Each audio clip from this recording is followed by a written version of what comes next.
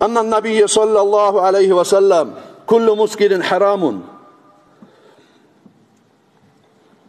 Her bir esirtagan zat haram ne bayta Peygamber aleyhissalatu vesselam. İnna Allah azze ve celle ahida limen yeşrabul muskira en yasqiyahu min tinatil khibal. Peygamber aleyhissalatu vesselam ayta. Hak kuyda yesi biz Allahu Teala vaat etkin ne bayta, söz bergen ne bayta Allahu Teala. Kim şu esirtagan içkilerini içti busa, suysa anaşab olsun, suysa narkotik olsun, her bir hakilini alıştıran zatını kim kolladı musa de bayta. Allahu Teala şol adamga kıyamet gün tinatul khibaldan içirecekti bayta. Tinatul khibal.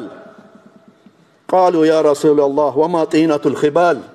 Hey Allah'ın elçisi, tinatul khibal degen ne zattır de bayti, asabalar soradı de bayta.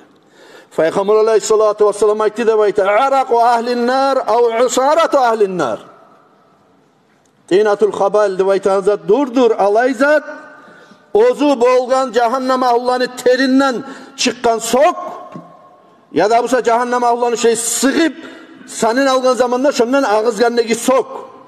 Şunu dünyada kim kolladımsa içkini, kim anaşanı kolladımsa, esirtagan zanı kolladımsa, narkotiklerini kolladımsa Allahu Teala vaat etken, söz bergen. Yesimiz Allah kıyamet gün olgan zamanda şol adamga men şu cehennem ahullarını sıkkan suğundan içirecek manını baytıp de bayt.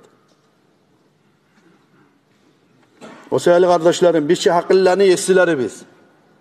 Söylesek bizden bekbileganına yok. Cuma'ga gelegeller bolsun, bugün bu saat eşit kurallar bolsun. Az yine sama kıyamet günün oylaşagan adam, kimseye şu tinatul khabaldan içmege, kimseye cehennem ahullarını soğundan sıkkanlar şöyle suğun alıp, şolanı soğun içmege kimseye.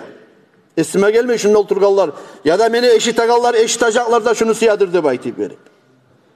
O şeyle şu içkiler, narkotikler, anaşalar, başka zatlar, haligi tabletkalar, Müslümanların yolu tuğul, cahillerin yolu tuğul, dinli yolu tuğul, İslam'ın yolu tuğul, şeriatın yolu tuğul kardeşlerim.